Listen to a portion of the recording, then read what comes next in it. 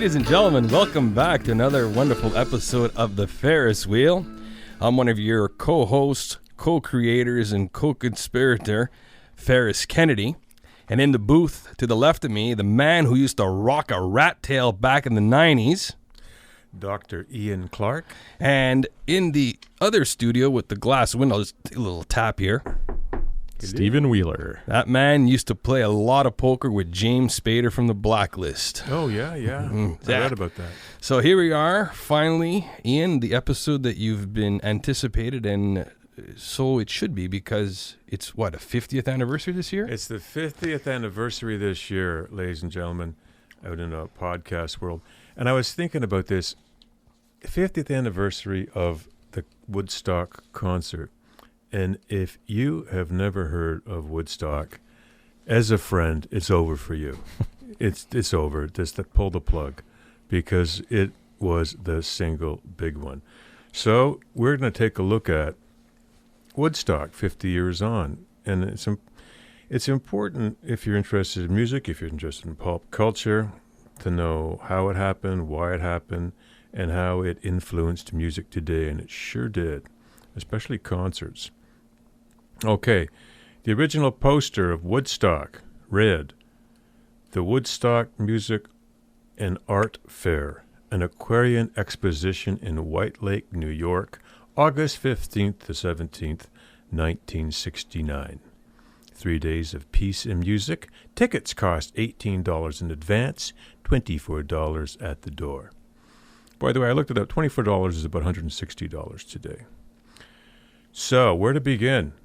Woodstock. Let's get a basic definition. Woodstock was a rock folk festival, I'd say, held in upstate New York in August, as I said, 69, from August 15th to 17th specifically. Upwards of 400,000 people. The organizers claim 500,000, but probably somewhere in between. And it has become known as a defining moment in rock history. As well, it stands, I'd say, among the most prominent events in pop culture as seen across the latter half of the 20th century. You know, it was held, it's funny the way it began, it very humbly it was held rather on a dairy farm owned by a guy named Max Yasgur in the Catskill Mountains northwest of New York City. Yasgur had a 600-acre dairy farm near White Lake, which is in Bethel, New York, which is 43 miles southwest of Woodstock. That's an important point if you want to drill down on how Woodstock came to be. Woodstock was not held in Woodstock. Further to that, I can recommend a book to you if you're interested in Woodstock called Barefoot in Babylon by Bob Spitz, Spitz. It's an outstanding piece of music journalism because the story itself, the inception, is quite complex. It's the totally unprofessional. It's the concert that should never have happened. There were 32 acts on the outdoor stage. I'll talk about them later. Importantly, one of the acts who didn't show up was Joni Mitchell. Keep that in mind, because I'll talk about her later. The event was filmed and won an Academy Award in 1970. It was directed by a guy named Michael Wadley, who's still around. He's become an environmentalist. He hasn't made a picture in decades. As I said, Mitchell wrote a song called Woodstock. It was a huge hit for a one-hit band called Matthew Southern Comfort. And, of course, there's a version you probably know by Crosby, Stills, Nash, and Young. And I thought to lead off this, why don't I read Joni Mitchell's song Woodstock. I was going to try to sing it, but I can't quite get that high. So I'm just going to read it, just to set the tone of what she was talking, of what that whole era was about. And it's a brilliant song. I think it's probably among her best. So here we go. Well, I came upon a child of God. He was walking along the road, and I asked him, "Tell me where you're going." And this he told me. He said, "I'm going down to Yasgur's farm. I'm going to join in a rock and roll band. I got to get back to the land and set my soul free. We are stardust, we are golden, and we got to get ourselves back to the garden." Well, then can I roam beside you? I've come here to lose the smog, and I feel myself a cog in something turning. Maybe it's the time of year, maybe it's the time of man, but I don't know who I am. But life is for learning. By the time we got to Woodstock, we were 500,000 strong, and everywhere was a song and a celebration. And I dreamed I saw the bomber death planes riding shotgun in the sky, turning into butterflies above our nation. We are stardust, we are golden, and we got to get ourselves back to the garden. Those are pretty amazing lyrics by themselves. That's a great song. You said that you couldn't go as high as she did. Not quite. Well, there's ways we could fix that in the studio if you want. Yeah, but that's a medical procedure. No, not medical procedure. Oh, wow, okay. The pants are too comfortable. That's the problem. No, there's a few tools here. I see a drum set here and a speaker. I'm sure I could throw something at And you. some pliers. No, I'm not going to go that Like bad. I'm talking to Zell from Marathon Man. Okay. But Ian, the question I had for Yeah. Woodstock, was it true? Like they said close to 500,000, and they had anticipated for what, 30,000, something like that? When they sold, I'll get to it, but when they sold it to the town, they said maybe about 50,000. Okay. Yeah, this is what I mean. In retrospect, these guys come across like geniuses. There's four guys. One in particular you might know, Michael Lang. But it was just so slapdash. It's amazing. Only one guy actually was killed. It's amazing. Hundreds and thousands weren't. It's just the medical facilities, the Toilets. everything, the food. It just wasn't in place, but it worked. And that's kind of the soul, whatever, of 1969 Woodstock. It shouldn't have worked. It sure didn't work in the other versions of Woodstock. It didn't work at Altamont, 4 months later, right, with the Rolling Stone.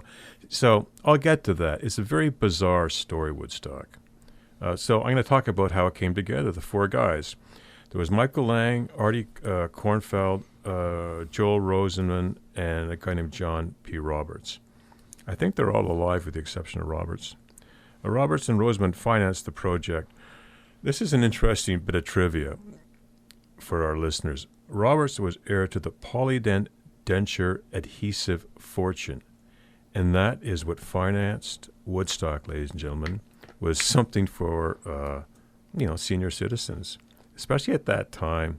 A lot of people couldn't afford dental implants. A lot of older people had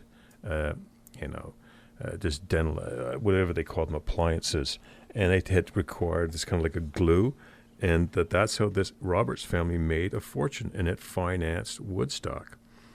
Michael Lang is the guy you see in the movie, kind of a cute kid with fuzzy hair, and he's on a motorcycle. He'd only done one event called the Miami Pop Festival, where only 25,000 people showed up for a 2-day event. Artie Kornfeld was a long-time music guy. He was a CBS vice president.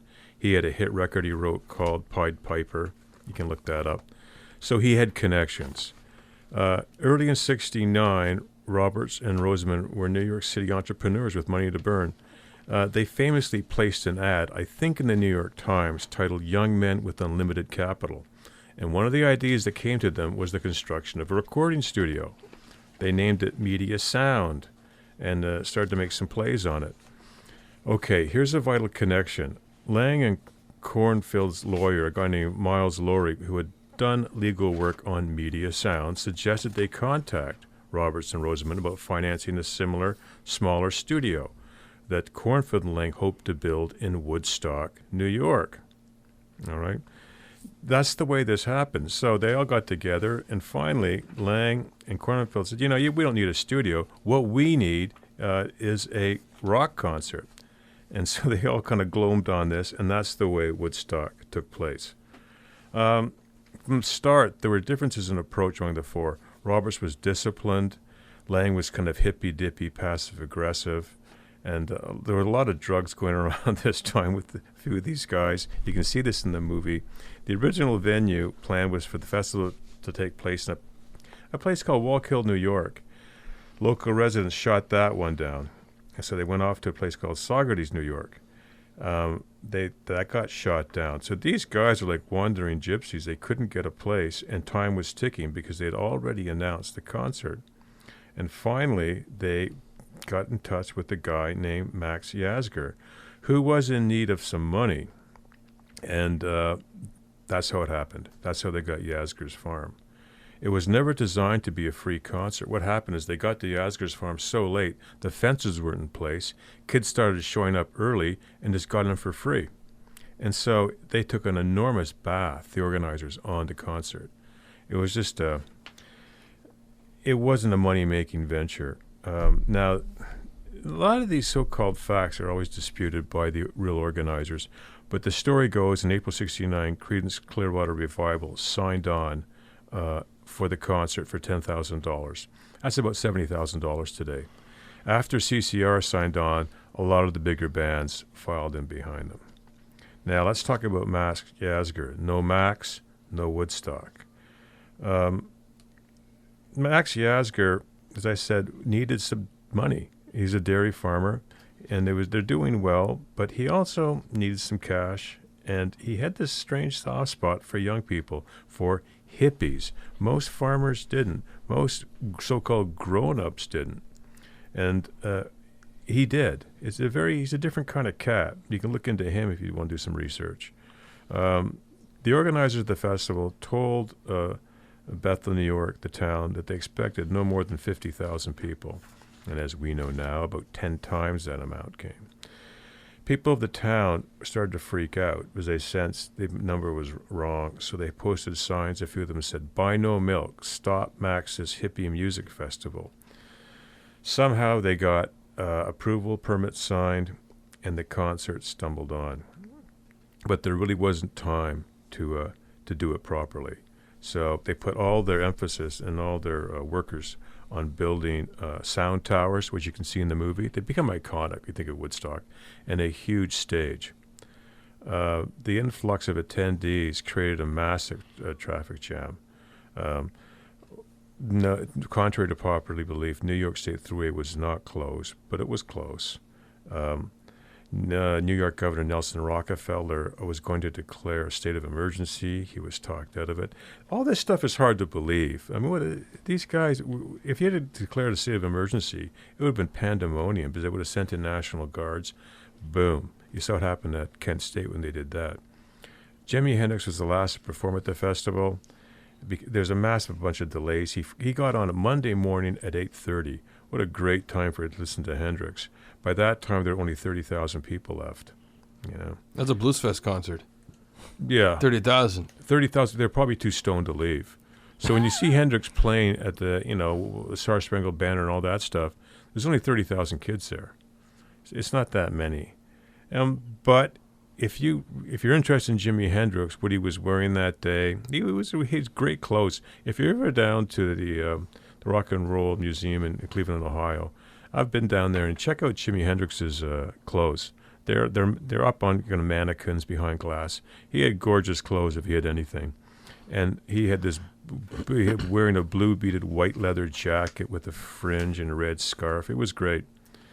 Now, you got to remember, it's about 500,000 people there. Very lax security, so to speak, and there were only 2 recorded fatalities. One was from insulin, so there was a problem there. And one was when a tractor ran over a young man sleeping in a nearby hayfield.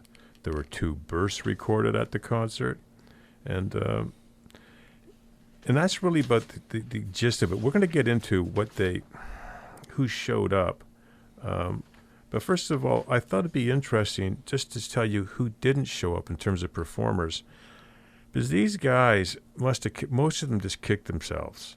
Because these are guys who were invited, but for whatever reason, turned it down. These are iconic names, Ian? Bob Dylan. Okay, that's iconic. Yeah, I'd say he's pretty popular. Simon and Garfunkel. Yeah. Jeff Beck. Wow. Led Zeppelin. Led Zeppelin said no because, to quote Peter Grant, their big scary manager, if you know anything about Led Zeppelin, we would have been just another band on the bill. Yeah, I guess so. The Byrds were invited. They said no. Chicago. At that time, and I remember Chicago was known as the Chicago Transit Authority, later to become Chicago. They were screwed around by from a concert promoter named Bill Graham, who was actually a really good promoter. He owned Fillmore East and West, but he did something kind of low end with this band, and basically he was also managing Santana. So he pulled out Chicago and slotted in Santana. And that made Santana his career. Tommy James and the Shondells, that would have been a great gig to see Tommy James go. Good old Crimson and Clover. Or Over and, yeah. Crystal Blue Persuasion. To quote Tommy James, we could have kicked ourselves. We were in Hawaii. My secretary called and said, yeah, listen, there's a pig farmer in upstate New York that wants you to play in his field. That's how she put it to me. So we passed. We made a big mistake. Moody Blues passed. Frank Zappa passed. Arthur Lee in Love, that would have been great, passed. The Doors were considered, but they said they thought it would just be a second-rate festival, so they passed on that one. Spirit, the great band Spirit, passed. So that's just a kind of a taste of Woodstock. And I thought maybe at this time, what we might play is a song that was, if you look at the movie, comes across probably as the highlight. And that is Sly Stone, Sylvester Stewart, Sly and the Family Stone, playing a song which is very appropriate for that moment called I Want to Take You Higher.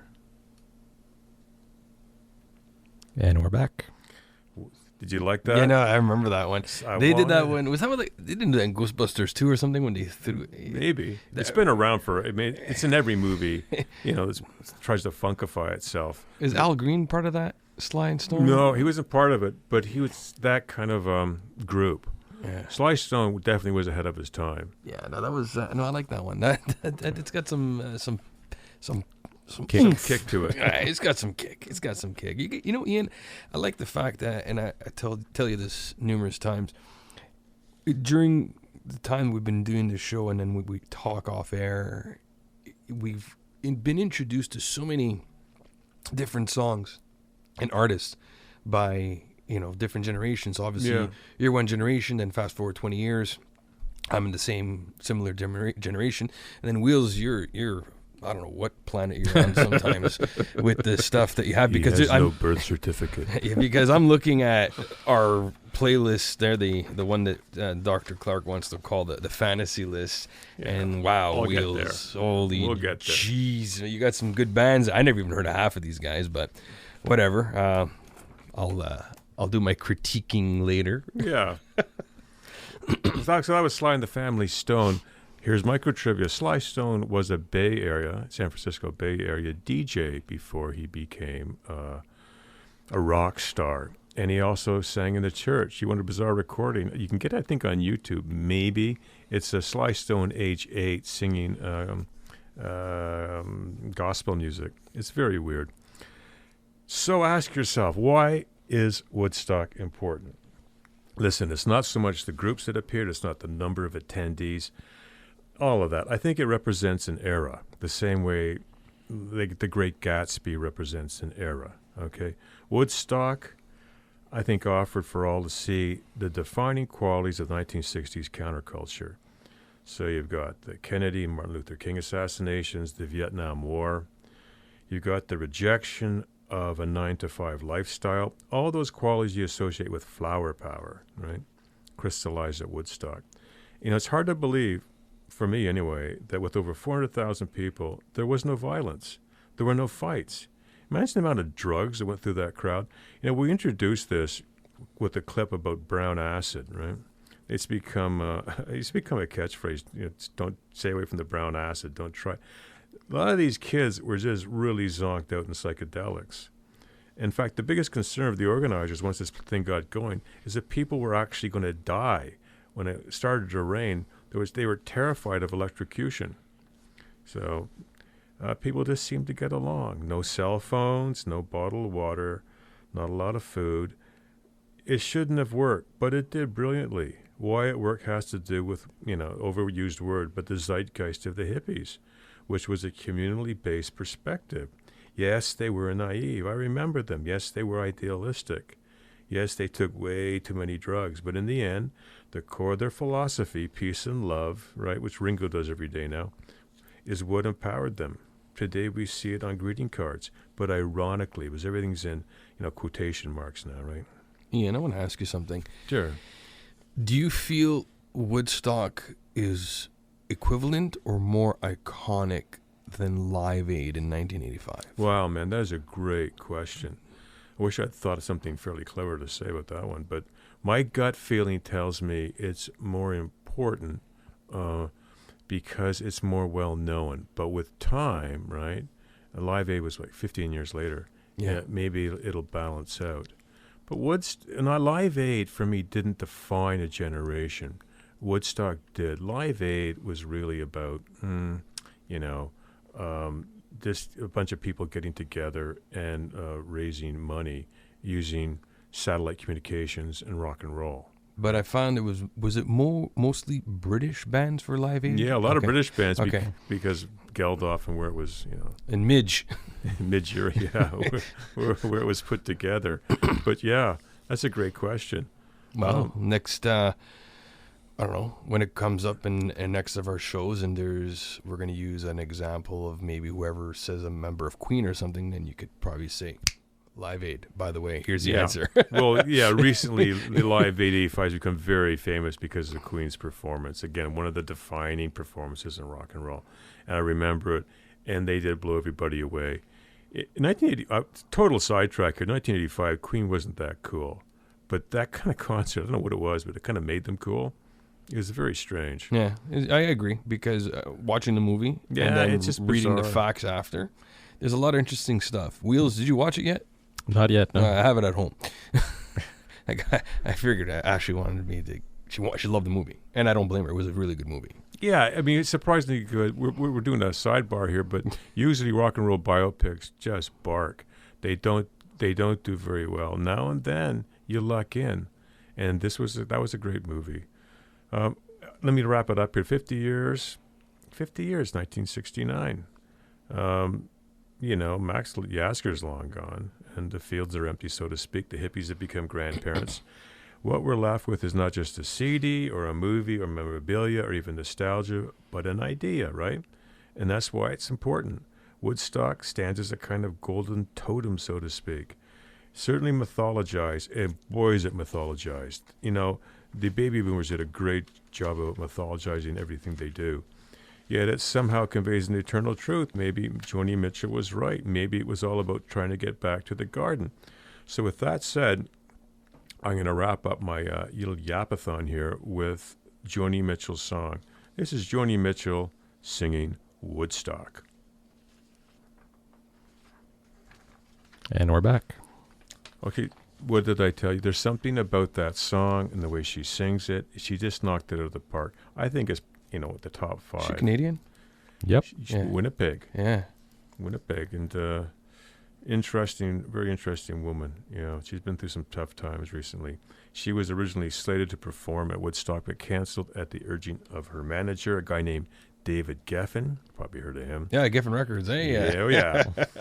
And because she was appearing on the Dick Cavett show. You might be able to find that somewhere on the net. But what they did was she did show up at the Dick Cavett show the next day, but they also helicoptered in Grace Slick, Stephen Stills, and these guys still had mud on their boots. You can see it on TV from Woodstock. It was a different time. It wasn't so polished. Lighthouse, the Canadian band Lighthouse, declined to perform at Woodstock. That's a shame, eh? Talk about boneheads. Procol Harum, was invited, but refused. Jethro Tull, your buddy, Mr. Wheeler, Jethro Tull, sitting on a park bench with his little flute. Yeah, his skin flute. His little skin flute. He didn't want, because he quote, this story is a paraphrase. He did not like hippies, and there was concerns about the heavy drinking and drug use. Has he seen himself in the mirror lately? I mean, relax. Iron Butterfly was booked to appear, but they were stuck at LaGuardia Airport. The Rascals couldn't make it. Now, interesting, the Beatles were approached, but At that point, they hadn't been on a stage in, 3 or 4 years? Well, that kind of phony thing at Abbey Road. So they went after Lennon. He said no. Rolling Stones were approached, but Jagger was making this goofy movie called Ned Kelly about an Australian outlaw in the 19th century. So they didn't show up. And so Woodstock, there were a few babies born, as I said. Remember, it was conceived. So in other words, it was a town, right? When you talk, and that's mentioned in the movie, like 500,000 people is a Not town. Woodstock, Ontario, eh? Well, it's like, it is a town. I had to throw it in there. But no one mythologized Woodstock, Ontario. It's like, It's like Paris, Ontario. Yeah, Paris. Yeah, it's like where you're from. Aurora. And people are like, you're from Aurora. Oh, Aurora, Illinois? No, Aurora, Ontario. Who cares? What's wrong with you? It's not Wayne's World. There's no Aurora. Forget it. Okay, it was conceived as a money-making venture. So we had Woodstock 79, 89, 94, and 99. One of them exploded in violence, And now, ladies and gentlemen, in podcast land, they're going to have Woodstock 2019 to be held at the famous Watkins Glen. I remember Watkins Glen. They used to have a lot of racing stuff there. They had a few concerts there. It's near Syracuse, August 16th to 18th. I definitely won't be there. No, me neither. Yeah, so we asked, as we were considering this show, the three of us asked ourselves, that is I, Steve, Ian Clark, Stephen Wheeler, Ferris Kennedy, if we had the opportunity to program our own Woodstock, kind of a fantasy football thing, what would the lineups look like? By the way, you should try this at home. It's fun for the family. So, Ferris, tell me about your own personal Woodstock. Oh, my personal. What would it look like, eh? Well, I could tell you, compared to the original list of 1969. Go through that, why don't you? All right.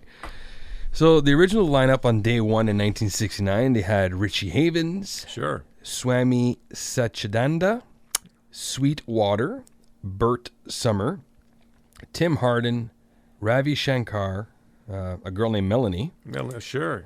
Arlo Guthrie. That's all right. It's a decent name, and Joan Baez. Of course. Yeah, you can't complain. Ian David. Melanie, by the way, was the woman who said, I got a brand new pair of roller skates. You got a brand new key. Remember that? So Joan Baez closed it off, and then she went and hooked up with Ian, and then after... Oh, yeah. She had a beautiful sister. Her name will come to me. And then day two, Ian, why don't you just read me day two? Day two, Quill. Quill, you've never heard of. Don't lie, you've never heard of them. They were a Boston band. Country Joe McDonald, who surfaced later the next day, too. He was a real kind of left-wing guy who stirred it up. John Sebastian appeared from Love and Spoonful. He wasn't supposed to appear. He was backstage stoned on acid, and the stage was empty, so he just filled in. A guy named Keith Hartley. It's spelled Keef. I bet you that's where they got Keith Richards. Where's the Keef? Yeah. Where's Keith? He was a British drummer who had his band. Like, you don't say you knew him because you don't know him. Santana launched his career in incredible string band. Was a British folk band you've never heard of, Canned Heat, who had a song called Going Up the Country, Water Tastes Like Wine, which was used as the soundtrack over and over in the movie. Grateful Dead, never heard of them. CCR, yeah, Janis Joplin, don't know her. Sly and the Family Stone, The Who. Who? Rings a bell. Yeah, somewhat. Jefferson Airplane, Shall I continue? Day three, Joe Cocker. Yeah, vaguely familiar. Country Joe and the Fish, I mentioned earlier. 10 years after with Alvin Lee. Man, check that one out. The band, 4 to 5, are Canadian guys. Johnny Winter, late great Johnny Winter. Blood, Sweat, and Tears, some Canadians there. Crosby, Stills, Nash and Young. Neil Young refused to appear in the film for whatever reasons Neil Young has. So when you watch the film, you're just going to see Crosby, Stills, and Nash. On day four, Wheels, you want to tell us who, there's some pretty decent names on day four. Yeah, Paul Butterfield Blues Band, Sha-Na-Na, and Jimi Hendrix. Jimi Hendrix. Never heard of him. So, yeah, who is that guy? So, anyways, as the Reverend here wants me to give you my list, because I guess I'll go first. Yeah, sure. It just seemed, because in the order of the papers, I don't know why I came first. So, I kind of emulated a little bit what they had in the lineups of the amount of artists. I probably added one or two. Actually, I noticed all of us added a bit more than what was asked, which is kind of good. So I figured, why not? Let me start it off for my day one. Excuse me. I have Tanga Tagak, who is a Canadian throat singer from the Northwest Territories. Then I figured, Sheryl Crow. Holy God. Yeah, Yep. Sheryl Crow, she's pretty smoking. Ready in? I know you made out with her a couple of times. Yeah, good enough. Yeah. Yeah. The Flaming Lips, they're Woodstock worthy. Stephen Page from Bare Naked Ladies. So not Bare Naked Ladies, just Stephen Page, because the other guys could stay home. Got the Counting Crows, Colin James, Shawn Mendes for Today's Youth, a little bit of Dwight Yoakam. And I got creative to close the night off on day one, and I decided to put Lenny Kravitz with Tom Morello. That'd be a good show. There you go. I'd go to that. So for my second day, I have the boys from Saskatchewan, the Sheepdogs. Sure. Hootie and the Blowfish, or whether he goes by Darius Rucker, doesn't really matter because he still has the Blowfish with him, so he could go it either way. Figured a little bit of Eric Church, Aerosmith, Blink 182. In this slot here, I changed it. I had Jimmy Buffett, but I said, forget it. Avril Lavigne decided to show up instead. Dave Matthews Band, Jane's Addiction, and Red Hot Chili Peppers back to back, which is kind of weird. You think it'd be like, you think, what's his name, Dave Navarro, would be like have a little bit of hatred after you get off stage and see, Then I got the Black Keys because I've seen them perform, and they're very stadium type guys. It's basically two guys. That's it. And I got Maroon 5 because, well, Ian, like you said, if you hit the Super Bowl, you might as well. Yeah. Okay. Put them in. Greta Van Fleet, and then I figured my personal favorite, Alicia Keys, to close off that night. Day 3, just to upset Ian immensely, I figured 8:30 in the morning you could wake up to Coldplay. Wow. Where is a sniper's rifle when you need one? And then you got Radiohead to kind of take you in just before lunch, and then you could have lunch with Rod Stewart. Wake up, Maggie. Okay. So then I figured, why not a little bit of AC/DC? Hell's bells. Yes, sir. Spin Doctors. Hey, haven't heard them in a while. Sure haven't. Pearl Jam, I figured because Ashley's want to go to that day for sure, so we'll get a Pearl Jam ticket. Guns N' Roses, why not? Weezer, hey. That'd be interesting. I've seen them live 3 times. They're fantastic. Blue Rodeo to kind of set the night to calm you down. And then I figured, why not close it off with the Bruce Springsteen and the A Street Band? Born to Run. That's it. So for my final day, I figured, why not do a little bit differently? We're not going to start at 8:30. I figured we'd start at noon, 1 o'clock, let people sober up a little bit and wake up to Metallica. Sure would. Beck, why not? That'd be interesting. A little bit of Bryan Adams, to get people going because he's good outdoors. And then might as well close it off with my personal favorite, of course, Foo Fighters. And let me just drop the mic. That's a pretty good lineup. Ladies and gentlemen, part of the challenge putting this together, any kind of concert, is you have to kind of go high, low, high, low, high, low. You just can't keep like a full hair metal morning or something. You got to vary it because people, that's what they want. That's the way movies are made. That's the way concerts are put together, right? So who's next? I think it's me. All right, Steven, go ahead. Okay, so on day 1, LCD Sound System, Radiohead, Kraftwerk, The Stills, Green Day, Mumford & Sons, Franz Ferdinand, Lord, and we end the night with Joan Baez for the historical value of it. That's really dark, though. You got Lord, who's like dark, the way she sings. She's kind of like this Billie Eilish. You got to check out this Billie Eilish chick. She's pretty good. And then you got Joan Baez because you want to keep nostalgic. But go ahead. Sorry. Yeah, no, but you need somebody like her because I just put Franz Ferdinand, which are they're like espresso with really black coffee. So you want something like that brings you down a little before you go to bed. It's interesting to open LCD Sound System. That's a unique choice. Very unique. So on day 2, Bon Iver, followed by Sufjan Stevens. Then we go a little more European with Daft Punk and Gogol Bordello. Then we come back to the States with Regina Spektor, St. Vincent. Then we go Canadian with Feist. Yeah. Then we go R&B with Solange. Then we go really dark with Nick Cave and the Bad Seeds. The Australian. Then we go a little weird with Beck. And we come back to the Canucks with Arcade Fire. Still weird. Still weird. then because the pot fumes are in the hair, we go with Willie Nelson. Georgia. Jack White. And again, for historical value, we put Santana on day 2. Black Magic Woman. Is Willie Nelson, is he going to be able to handle that? Is he? At that time, oh yeah. Okay. He's a night owl. And that's the point where the drugs start he wrote a song off. about that. about nighttime is the right time. To boogie. No. Yeah, he looks like it. So on day 3, we start the day with some good candy with The Roots. Sure. Then we go to Kendrick Lamar. Then we go a little darker with Rage Against the Machine. Then to stay in the machine. You mean Martin Sheen or the Machine? I'll just bring that in. Then we have Florence in the Machine. A lot of machines there. A lot of Machine. Then we go really hippie with Crosby, Stills, Nash and Young. Sure. Because apparently I heard an interview on Sirius where Crosby actually says if they're invited and Young says yes, they'll go. Okay. So they're basing the decision on Young. Yeah. Mm-hmm. Oh, okay. My throat's a little dry. I'll try to show up. And speaking of dinosaurs we love, we'll put Van Morrison afterwards. Van the Man, sure. Van the Man.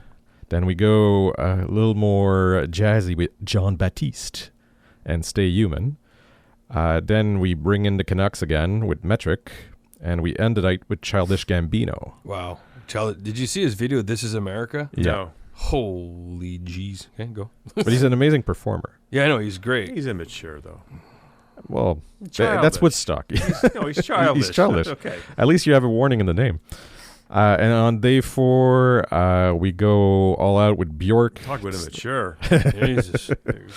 9-year-old mentality. And then we do a goodbye trip with Parliament Funkadelic because Sure. they've announced this is their retirement year. So No, come on. There's just one. George Clinton's been. Who else is there left? well, exactly. And we finish with The Who again for historical No, that's value. good. They were there for the original. Well, now, before Ian gets his list, Yeah. Ian, you had said to me, we talked about this, Yeah. and you're like, I don't want bands like the Stones, because then people are going to hang around, and they're going to, like, boo and ruin the artist, 2 or 3 artists before, and they're just going to take over. Well, yeah. Listen, out there in podcast, how often you've been to a concert and kind of a weak opening act, so to speak, comes out, and people start to get really anxious, and they say, "Come on, get off," this type of stuff. Rock concerts can get pretty it's not the opera. And we were talking here, and I thought that if you put on a really big act in the wrong place, people are going to say, "For God's sakes, would you get, LCD sound system? We want the Rolling Stones." And that would be it. It's just a bad way to set it up.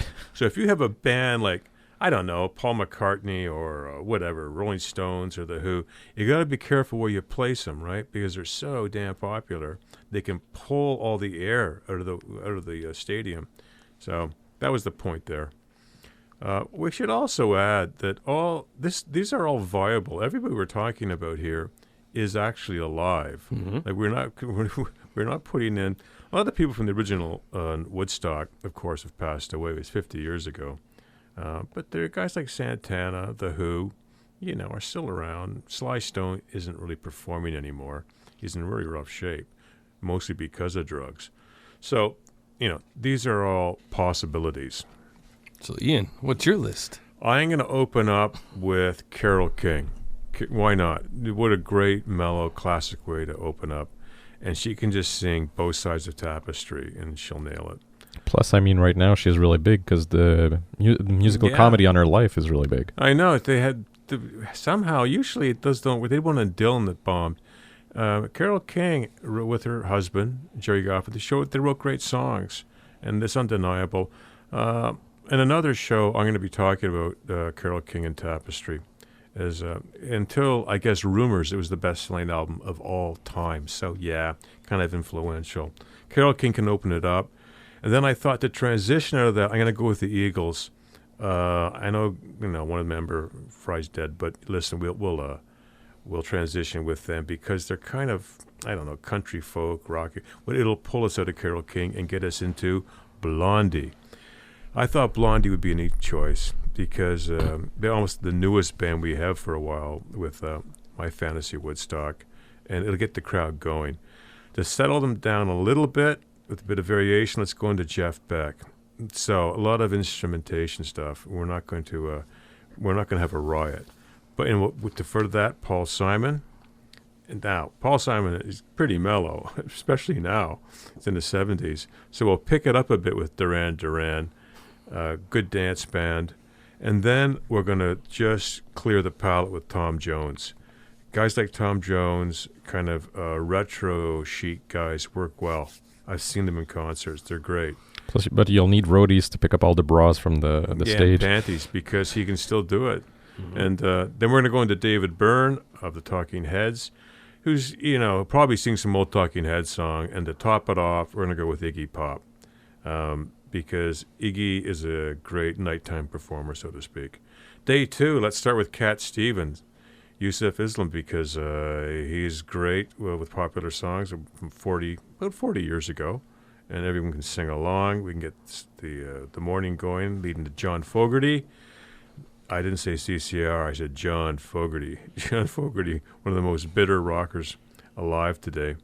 I checked out his autobiography. You got to check it out. It's been a rough time for that lad. Crosby, Stills, and Nash. No Young? Sure. You don't want Young? Pardon me? You just want CSN? I don't want Young there because he's going to be, difficult. Okay, fine. You know what I mean? He just is. I thought Lana Del Rey would be cool after them because for the younger people, and also I find her songs really interesting. Maybe she sings the same tune too long, so to speak. But she's good live, and it'll mellow out as we slide into The Cure. Great dance band from the 80s. And from there, we'll get into Brian Ferry of Roxy Music. From there, we'll get a little more danceable with Bruno Mars. We'll settle down with the Electric Light Orchestra, which is really Jeff Lynne now. And then we'll pump back up with Bootsy Collins, Parliament. And then Joan Jett will take us into ZZ Top. Day 3, let's open up with Santana. Santana has a lot of mellow stuff. It's not, even his harder stuff is all Latin based, so it's not like heavy rock stuff. Joan Baez is good after him because we're in a 60s thing. I thought Chaka Khan would be good to pick it up, and then we can go back down with Eric Clapton, and then we'll go back kind of in the middle with pop stuff from Brian Wilson. Sade can take it from there. Sade's a good dance number from the 80s, and we'll slide into Supertramp, well-known band, 70s, 80s, and into that from Heart, a bit of Canadian content there, the Wilson Sisters, and then right into Shania Twain, who a bit of a country twinge to it, and finally The Who can tap off Day 3. Day 4, we'll open with Carly Simon, a nice mellow way to open up the morning, into Donovan, because we may as well really load in the 60s vibe, into Van Morrison, 60s, 70s, and we're going to end the concert with Bob Dylan, who will never, ever show up. So basically you're ending with Van Morrison. Yeah, Dylan will show up and croak his way through. Wow. I look at both your lists and compare it to mine. You guys are pretty well on track with the original Woodstock theme. I pretty well just went with friggin' Rockfest or Metalfest. Yours needs a lot of security. Yeah, but we'll probably make more money though. I think right. I think mine's gonna make just slightly a little bit more money. Like I'm closing off with Foo Fighters. You're closing off with The Who, which they're still nostalgic and they've been their time in rock history. You're closing it off with Bob Dylan, who won't show up, and you're going to close off with Van Morrison, that whoever did his covers did it 10 times better than him. Yeah, I know. He'll show up. We'll invite Jacob Dylan, and we'll put a wig on him and say it's Bob. Yeah. And I'm looking walk into the room. I'm looking at some of these things. Like, you guys are really bang on. Like, you guys, Wheels, I know you're a big Roots guy, and I don't know why you got Lamar there, but as long as he plays his first stuff, it's okay. Not that last album he did wasn't all that good. But wow, I'm looking what's a music festival? They rarely have more than 60 minutes. Man, mine's heavy. And where's it, Ian? Mine's just a lot heavier. So. Yours tends to, any selection of music tends to be kind of a little bit more violent. You're like more Coachella, and we're more like the Us Festival. There you go. Yeah, really. Now, you guys are basically Geriatric Park, and I don't know, Disneyland.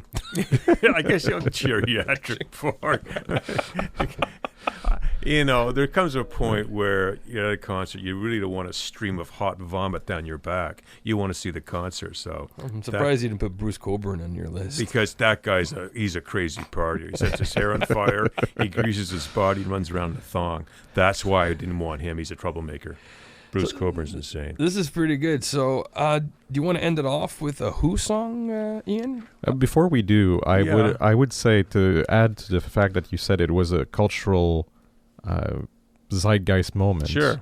And to show that, considering our generation, Woodstock was still relevant 25 years after. Mm-hmm. That's scary. In the sense that it showed up in morning cartoons for people of our generation. So for people out there, go on YouTube Yeah, really. and type in Woodstock Animaniacs, and he did the Abbott and Costello routine of who's on first with Wow. Woodstock. So who's on stage to who, and so basically. Oh, gotcha. So after our show, go and listen to that clip. So those of you who didn't get the references, now you'll get them. That's interesting, Nate. No, it was super influential. It's something like a Watergate. Everything's a gate now. Exactly, right? yeah. And you can't plan it. And if you guys, you can get the many of the clips. Of course, I would encourage this, but many of the clips are free on the internet. You can more or less watch the movie, and you'll see that it's so ridiculously slipshod. It's an amazing. More people didn't go to jail, but they pulled it off. And you always ask myself, how? And again, because it's 1969, it's August, and people are on drugs. And I know a few people who tried to get to it, and they didn't even get near it. So this partied 10 miles, 15 miles down the road and had a great time. So it was very strange. It was almost the event you didn't have to go to. Now, if you didn't get to a concert, there'd be lawsuits or this or that, or you try to get your money back. People were it was a different bag back then. People were just, and one final bit of trivia, when they remade they made a movie a few years ago about Woodstock. It was a so-called fiction movie, a bit of fact in it. And they tried to get extras for the movie, and they got kind of picky about it. They said, we got to get people who look like hippies. Well, the problem was they couldn't find anybody. Once the guys took off their shirts, most of them were pretty pumped up, right? Or they were in shape. Or they have tattoos. Or they have tats now and all this personal branding. Yeah. Back then, they didn't do that. The hippies were really skinny, but they weren't pumping iron. And it was a real challenge for the producers and directors of the film to find so-called hippies. And now people are follically challenged, if you can put it that way, which wasn't the case back then. I mean, you're right. Back then, if you were Greek or Italian, you showed it with pride. Oh, yeah. You'd carry a comb for your back. Exactly. I mean, it was incredible. I think Brazilian waxing had yet to come. On that note, I'm Ferris Kennedy. And I'm Dr. Clark. I'm Stephen Wheeler.